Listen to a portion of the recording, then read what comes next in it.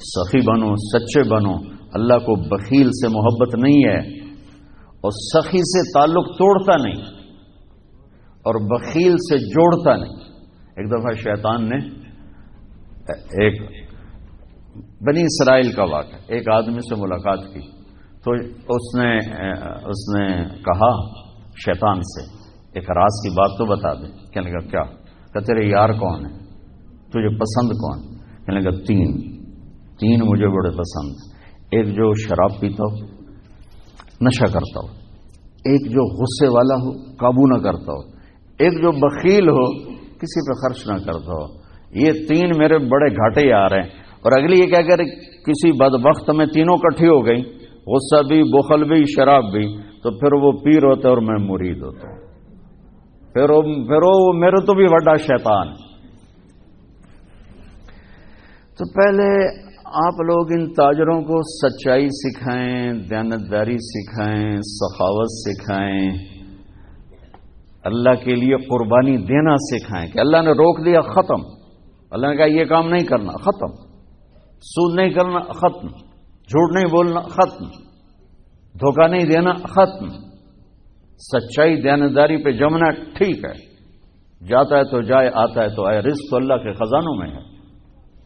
اس معاشرے کے ساتھ یہ نسل اگر چلے گی تو وہی کرے گی جو یہ کر رہے ہیں. پھر آپ لوگوں کے پاس بھی جمع تفریق ہی ہے، جمع تفریق، جمع تفریق، جمع تفریق. ان کے سارے دماغ جمع تفریق میں کھپ جاتے ہیں. انہیں پتہ ہی نہیں میرا نبی کون تھا، کیا تھا. کبھی سنتے ہی نہیں ہمارے نبی کون تھے، کیا تھے.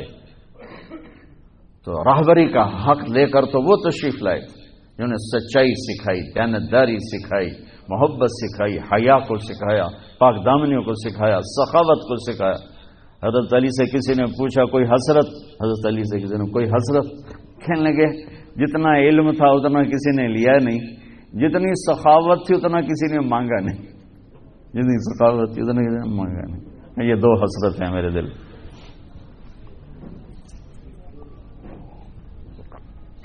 تو اللہ کو سخی پسند ہے، مال خرچ کرنے والا پسند ہے، مالدار ہو. اچھا ایک ہوتا ہے بخیل. اللہ کہتا ہے بخیل جہنم کے قریب، اللہ سے دور، لوگوں سے دور، جنت سے دور. سخی اللہ کے قریب، جنت کے قریب، لوگوں کے قریب، جہنم سے دور، اللہ کا پیارا. جب بنی اسرائیل نے بچھڑے کی پوجا کی تو اللہ نے کہا سب کو قتل کرو سارے. جب سامری پکڑا گیا جس نے شروع کروائی تو اللہ تعالیٰ نے اس سے سفارش کی، موسیٰ سامری کو چھوڑ دے. کہا یا اللہ سامری کو چھوڑ دوں؟ اسی نے تو بچھڑا بنایا، اسی نے تو یہ شرک کروایا، تو کہتا سامری کو چھوڑ دوں؟ تو پتہ ہے اللہ نے کہا موسیٰ یہ کمبخت سخی ہے اور سخی کو قتل کرنا مجھے اچھا نہیں لگتا، میں نے آپ ہی مار دوں گا، تو اس کو چھوڑ دے. اس کا کفر تھا، نفاق تھا، لیکن سخاوت اس کو قتل سے بچا گئی. تو مالدار اس اللہ نے زکات ادنا درجہ ہے، زکات ادنا درجہ ہے سخاوت کا. زکات دینے سے آدمی بخیلوں سے نکل آتا ہے اور سخیوں میں داخل نہیں ہوتا، بین بیچ میں آ کے کھڑا ہو جاتا ہے. اس پر بخیل کا لیبل بھی نہیں اور اس پر سخی کا لیبل بھی نہیں، درمیان میں آ جاتا ہے. ایک دفعہ خسرو پرویز کے دربار میں نے ایک مچھیرا مچھلی لے کر آئے، اس کو بڑی اچھی لگی. انہوں نے کہا اس کو 4000 درہم دے دو، کہیں یہ 4000 دینار دے دو. تو جب وہ اس کو دیے تو اس کی بیوی شیری نے اس کے کان میں کہا اتنی بڑی دولت تو نے مچھلی پر دے دی، تو خزانہ خالی ہو جائے گا، یہ مچھلی واپس کرو اور پیسے اس سے لو. تو خسرو پرویز نے کہا میں اتنا بڑا بادشاہ ہوں، مجھے شرم آتی میں اس سے پیسے واپس لوں، میں نہیں لیتا. وہ کہنے لگی میں تمہیں طریقہ بتاتی ہوں، تم اس کو بلا کے پوچھو یہ مچھلی نر ہے یا مادہ. وہ کہے گا نر ہے تو تم کہنا ہمیں مادہ چاہیے تھی، واپس لو ہمارے پیسے. وہ کہے گا یہ مادہ، تم کہنا ہمیں نر چاہیے تھا، پیسے واپس. ٹھیک، انہوں کو بلایا، ہاں بھائی یہ مچھلی نر ہے یا مادہ؟ کہ حضور خسرا نہ نر ہے نہ مادہ ہے. 4000 اور دے دو. بیچ کی چیز، ہمارے کہا نا زکات دینے والا سخی نہیں ہوتا، سمجھ رہے ہو؟ زکات دینے والا بخیل بھی نہیں ہوتا، سخی بھی نہیں ہوتا، بخیلوں سے نکل جاتا ہے، سخیوں میں انٹر نہیں ہوتا۔ 2.5 روپے پر 1 پیسہ بھی زیادہ کر دے تو سخیوں میں نام آ جائے گا، سخیوں میں نام آ جائے گا۔ پھر سخاوت کی حد کوئی نہیں ہے۔ انہوں نے کہا حضور یہ تو بیچ کی چیز ہے، خسرا ہے۔ اس نے کہا 4000 اور دے دو۔ تو شیریں کو تو بڑا غصہ چڑھ گیا، 8000 اس کی تو 7 پشتوں کو کافی تھا۔ تو 1 دینار گر گیا تو اس نے وہ اٹھا لیا۔ تو اس کی بیگم نے کہا دیکھا یہ کمبخت کتنا لالچی ہے، تم نے اس کو اتنا دیا، اس کی 7 پشتوں کو کافی، 1 دینار گرا وہ بھی اٹھا لیا، کہ اس کے واپس لو نہ قدر ہے۔ ان کو آ جا، اور تجھے میں نے اتنا دے دیا، 1 دینار گر گیا تھا تو کیوں اٹھایا؟ کہا حضور اس پہ آپ کے نام کی مہر تھی، کسی کا پاؤں پڑ جاتا تو بے ادبی ہوتی، میں نے اس لیے اٹھایا لیا۔ ان کا 4000 اور دے دو۔ تو بچوں ان تاجروں سے کہتا ہوں سخاوت سیکھو، پہلے یہ سچائی سیکھیں، پہلے یہ دیانتداری سیکھیں، پہلے یہ اللہ کو رب مان کر اپنی بنیادوں کو، اپنی تجارتوں سے سود نکالیں، جھوٹ نکالیں، 2 رجسٹر نکالیں، دیانتداری پر چلیں۔ اللہ کی قسم زمین آسمان کے دروازے اللہ تعالیٰ کھول دے گا، اور غریبوں پر خرچ کریں کہ اللہ تعالیٰ کو پسند ہے۔ اللہ چاہتا تو سب کو مالدار بنا دیتا، بعض کو کا حاجت مند بنایا کہ اللہ کو دینا پسند ہے، اللہ پاک کو محبوب ہے سخاوت۔ ایک صحابی ہے، یا رسول اللہ ضرورت مندوں کو میری مدد فرمائیں۔ تو آپ نے فرمایا ابھی تو میرے پاس ہے نہیں۔ اس نے کہا تو میں لے لیتا ہوں کسی سے، پھر آپ میری جگہ بھر دینا۔ آپ نے کہا ٹھیک۔ تو حضرت عمر پیچھے سے بولے یا رسول اللہ یہ کیا بات ہوئی، آپ کے پاس ہے آپ خرچ کریں، آپ کے پاس ہے نہیں اور آپ اس طرح لوگ آپ کے نام پہ قرضے اٹھائیں پھر آپ دیتے پھریں، یہ نہیں کرنا چاہیے۔ تو پیچھے سے ایک اور صحابی تھے عبداللہ بن حذیفہ، ان کا یا رسول اللہ انفق ولا تخش من ذی العرش خلالا، یا رسول اللہ خرچ کریں اور عرش والے سے تنگی کا ڈر نہ کریں۔ تو آپ مسکرائے، آپ نے کہا مجھے اللہ نے اسی بات کا حکم دیا ہے کہ میں خرچ کروں اور عرش والے سے تنگی کا ڈر نہ کروں۔ بہرحال بچوں سچ سیکھو، یہ تمہاری، میں درد سے کہتا ہوں کہ ہمارے تعلیمی ادارے نہیں ہیں، کاروباری ادارے ہیں۔ یہ بچوں کو علم نہیں دے رہے، اور تم بھی کوئی طلبہ نہیں ہو، تم بھی ڈگری والے ہو، تو انہوں ڈگری چاہیے یا نوکری چاہیے، میں تجھے انگوٹھے چھاپ ہو۔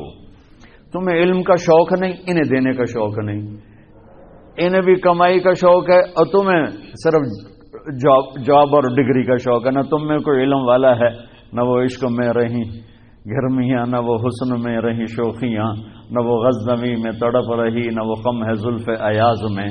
دینے والوں کو دینے کا شوق نہیں، لینے والوں کو لینے کا شوق نہیں۔ علم تو مر مٹ گیا ہے، وہی قوم سر اٹھا کے زندہ رہے گی جن کا علم اپنا ہوگا۔ تمہارا علم تو باہر سے آتا ہے۔ آج تک ڈاکٹر کہتے رہے مکھن نہ کھاؤ، ملائی نہ کھاؤ، گھیو نہ کھاؤ، دل بند ہو جائے گا، کولیسٹرول بڑھ جائے۔ اب میرا بھائی دل کا ڈاکٹر ہے، اب کہتا کھاؤ۔ میں کہوں کہ امریکہ کی رپورٹ آ گئی، تو تمہارا سارا آقا تو ادھر بیٹھا ہوا ہے، وہ کہیں گے یہ چلا دو چل جائے گا، کہیں روک دو تو رک جائے۔ بچوں میرا معاشرہ بہت زوال کا شکار ہے، آپ میری نسل ہو، میری اولاد ہو۔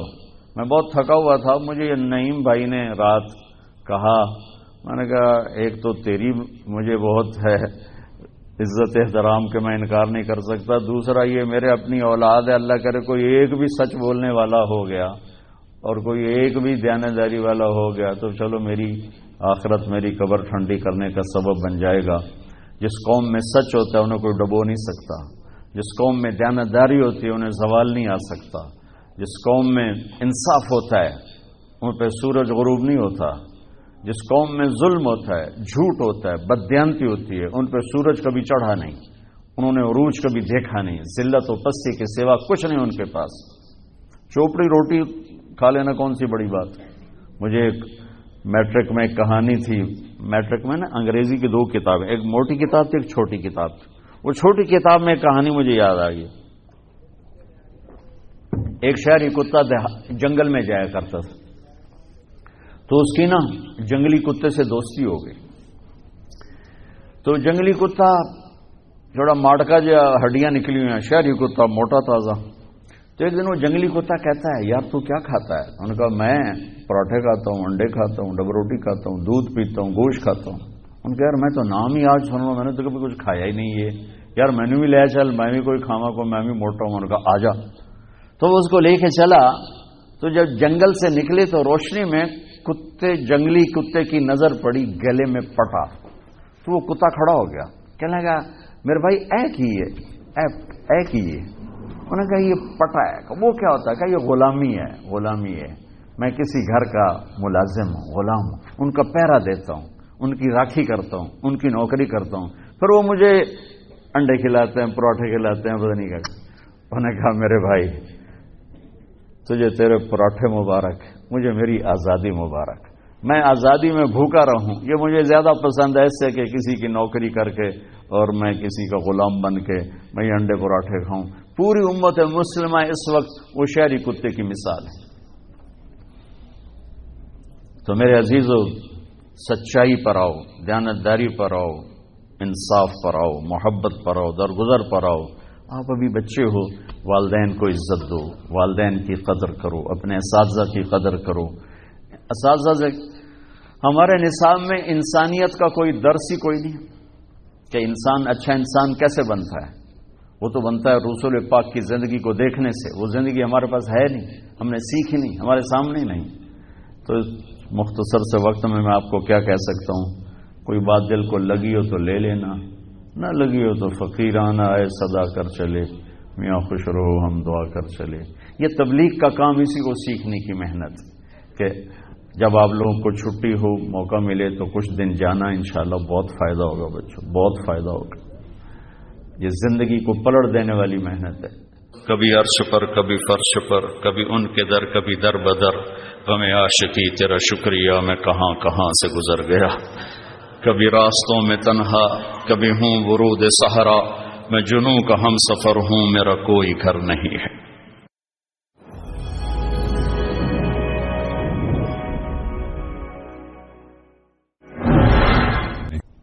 سخی بنو.